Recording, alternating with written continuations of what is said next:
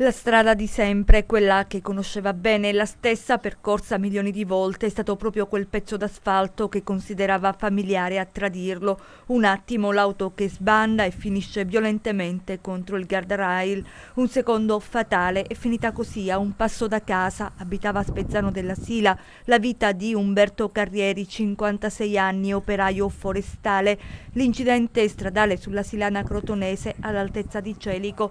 D'un tratto lo schianto, il boato, il silenzio della morte. Il primo pomeriggio di inizio settimana, l'ultimo dell'esistenza, è stato necessario l'intervento dei vigili del fuoco per liberare l'uomo dalle lamiere della Fiat Punto su cui l'uomo viaggiava. Allertati i soccorsi, ma ai medici del 118 non è rimasto che constatare il decesso.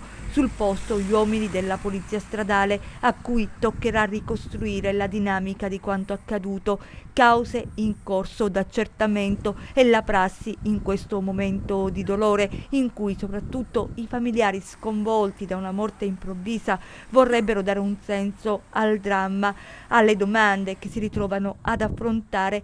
Sul fronte della cronaca la circolazione è tornata a regolare. In un'abitazione di Spezzano della Sila una moglie piange il marito, i figli, il padre.